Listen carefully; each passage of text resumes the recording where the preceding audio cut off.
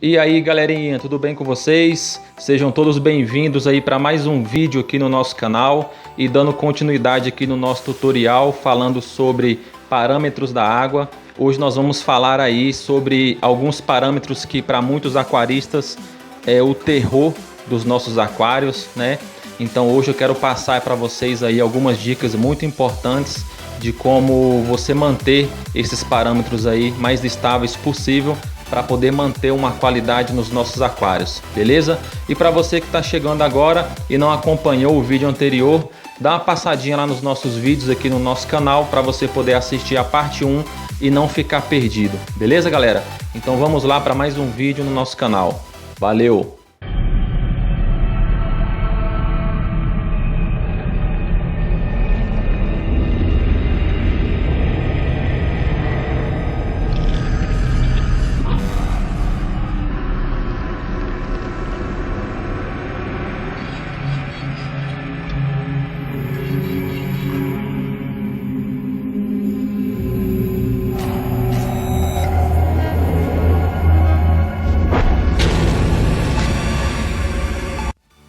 Agora nós vamos falar de uns parâmetros que para a maioria dos aquaristas aí é o terror para os seus aquários, beleza? Então nós vamos começar com o nitrato, que é um elemento que muitos temem e têm dificuldades para controlar.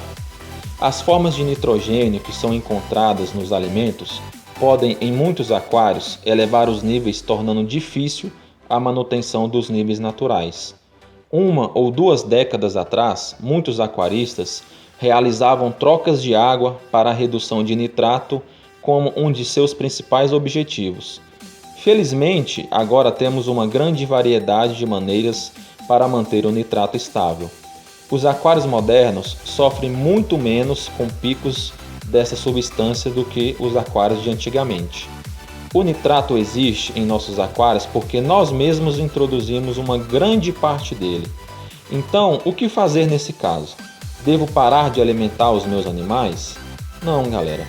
Devemos alimentar de uma forma bem moderada, de forma que o alimento seja consumido rapidamente, sem deixar sobras. Existe um nível considerável de nitrato em nossos aquários para não termos grandes problemas, principalmente com algas. Um bom nível é abaixo de 0,5 ppm de nitrato. Alguns aquários marinhos podem aceitar níveis de nitrato de até 20 ppm, mas correm maiores riscos de problemas com algas e dinoflagelados, que também são estimulados por excesso de nitrato e outros nutrientes.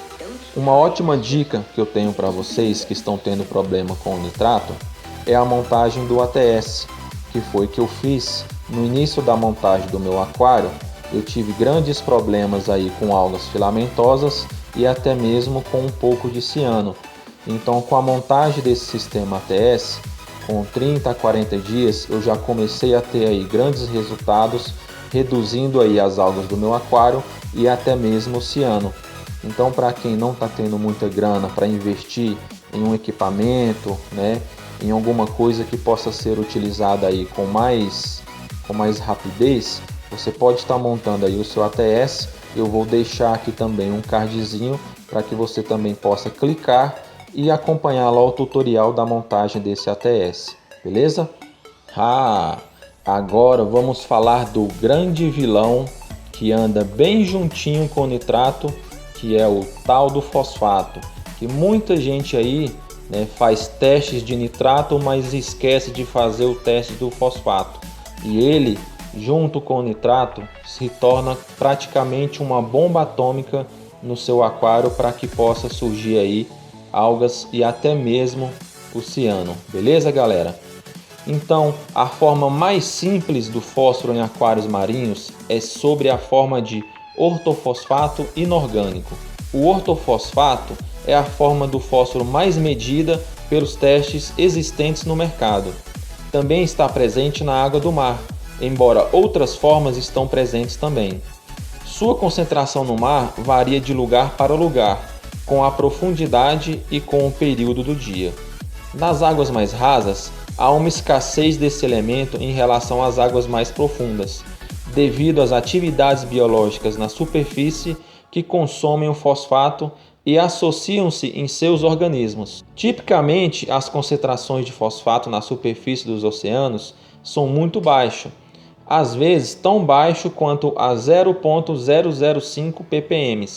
Isso pode explicar então o porquê que vemos nos oceanos, principalmente no Mar da Austrália, que é onde se concentra a maior barreira de corais do mundo, aquelas acróporas e montíporas gigantes bem próximo à superfície da água, algumas chegando até a ficar fora da água por algum tempo devido às marés baixas. Como o nitrato, o fosfato também, na grande maioria, é introduzido nos nossos aquários por nós mesmos. Nos aquários marinhos, a principal porta de entrada do fosfato é através dos alimentos, mas também pode entrar através de água doce, com filtragem deficiente, e também através de alguns suplementos de cálcio e alcalinidade. Devemos ficar ligados nisso quando comprarmos esses suplementos. Na parte da filtragem, devemos ficar atentos, pois alguns carvões utilizados, tanto no filtro de RO como no deionizador, podem conter fosfato. Na suplementação, algumas mídias de cálcio também podem conter fosfato. É uma boa dica para ficarmos atentos. Qual o maior problema causado pelo fosfato em nossos aquários? Quando houver o aumento do fosfato acima dos níveis recomendados, como vimos na tabela, o fosfato poderá causar dois problemas. Um deles é a inibição da calcificação e o outro, ele pode reduzir a taxa metabólica dos corais e algas calcárias para a construção de suas estruturas. Então, galera, devemos ter bastante atenção a esse elemento. O fosfato também pode ser um nutriente limitante para o crescimento de algas. E como podemos combater esse problema? Se houver um acúmulo de fosfato, o crescimento das algas poderá se tornar algo incontrolável. Em concentrações inferiores a cerca de 0,03 ppm, a taxa de crescimento de muitas espécies de fitoplâncton são mínimas, já que dependem da concentração de fosfato. Assim, a manutenção de níveis baixos de fosfato contribui para o controle no crescimento das algas. Por essas razões, o fosfato deve ser mantido abaixo de 0,03 ppm. Mantendo-se abaixo de 0,01 ppm, trará benefícios substanciais. Isso é possível através da prática de exportação desses nutrientes. A melhor maneira de manter os baixos níveis de fosfato no aquário normal é através do cultivo e poda de macroalgas, como foi falado anteriormente. Outros organismos de metabolismo, utilizando alimentos com baixos níveis de fosfato, controlando a superalimentação, uso de esquemas eficientes, utilizando mídias removedoras de fosfato, especialmente aquelas que são à base de ferro, que são sempre marrom ou preta. Outra dica, galera, que é mais econômica, como eu falei anteriormente, também pode ser utilizado o ATS para a remoção do fosfato, ok? pH. O pH é um fator muito importante no aquário e que muitos não levam a sério. Aquaristas gastam um bom tempo tentando resolver os problemas relacionados ao pH e alguns desses esforços são justificados, já que problemas com pH podem levar a problemas de saúde dos animais. Em muitos casos, o problema está em medir o pH ou a sua interpretação. Por isso, é importante utilizar um bom teste ou até mesmo o pH meter, que é mais preciso. Então, qual a importância em se medir o pH? Vários fatores se tornam importantes o monitoramento do pH de um aquário marinho. Uma delas é que alguns organismos aquáticos só prosperam em uma faixa de pH específica, que varia de organismo para organismo. Por conta disso, é difícil definir um valor de pH específico ideal para os aquários marinhos. Isso é uma particularidade de cada organismo. Mesmo o pH da água do mar, que varia de 8,0 a 8,3, pode ser inadequado para algumas criaturas. Porém, é comprovado há mais de 80 anos que os diferentes níveis de pH da água do mar, até 7,3, por exemplo, são estressantes para muitos peixes. Atualmente existem informações sobre pH ideal para muitos organismos, mas esses dados são totalmente inadequados para a manutenção dos aquários, devido à sua grande variedade de organismos que habitam.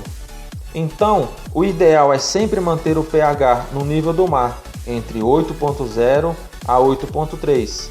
A faixa de pH aceitável para aquários marinhos é uma opinião e não um fato claramente definido. Certamente vai variar de acordo com a opinião de cada um. O que é recomendável é manter o mesmo pH da água do mar, entre 8.0 a 8.3, não sofrendo alterações ou variações bruscas, podendo prejudicar o sistema e a saúde dos animais e os organismos. Temperatura. Um fator interessante na temperatura é que quanto maior ela for, o metabolismo dos animais vai aumentar também. Consequentemente, irão consumir uma maior quantidade de oxigênio, dióxido de carbono, nutrientes, cálcio e alcalinidade. Outro ponto importante com relação à temperatura são os aspectos químicos do aquário. A solubilidade de gases dissolvidos com oxigênio e dióxido de carbono, por exemplo, variam conforme a temperatura. O oxigênio em particular estará menos solúvel em ambientes com altas temperaturas. Durante o funcionamento normal de um sistema, o nível de oxigênio e a taxa de metabolismo dos habitantes não oferecem problemas, mas durante uma queda de energia, o oxigênio dissolvido poderá ser rapidamente consumido. À medida que a temperatura sobe, organismos como as zooxantelas, algas que vivem em simbiose com algumas espécies de corais, irão morrer. Então, nesse caso, para os aquários marinhos, devemos manter a temperatura em um nível mais baixo, para que possamos evitar esses problemas. Qual seria então a temperatura ideal para os nossos aquários? As temperaturas mais utilizadas pelos aquaristas são de 25 a 28 graus. Lembrando que essa temperatura precisa se manter o mais estável possível, sofrendo uma variação de no máximo 1 grau durante todo o dia. Eu mantenho no meu aquário a temperatura entre 25,5 a 27 graus.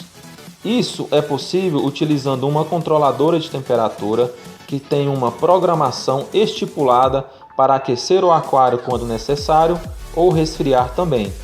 Normalmente meu aquário varia a temperatura entre 25,5 a 26,5. Mesmo morando em um lugar quente e seco, nunca ultrapassou os 27. Então, nós vimos que a temperatura é algo muito fácil de se manter no aquário marinho. Basta que você tenha o equipamento correto para poder manter os níveis estáveis de temperatura, evitando assim alguns danos aos seus animais. Então, galera, nesses 2 vídeos aí que nós vimos, foram abordados aí, todos os elementos principais para poder manter a qualidade da água dos nossos aquários. Num próximo vídeo agora, eu vou estar falando para vocês sobre os elementos traços, que são elementos importantíssimos também para a qualidade da água dos nossos aquários e também para a saúde dos nossos animais, principalmente para os corais. Beleza, galera? Então é isso daí, eu espero que todos vocês tenham gostado. Se vocês gostaram, deixa aquele likezinho para poder ajudar o nosso canal, beleza? E se você ainda não é inscrito, não perca a oportunidade, se inscreva aí para você poder ficar por dentro de todas as novidades que vai vir no nosso canal, beleza? E do próximo vídeo também desse tutorial, beleza, galera? Então é isso daí, um grande abraço para vocês e até o próximo vídeo. Fiquem todos com Deus. Valeu!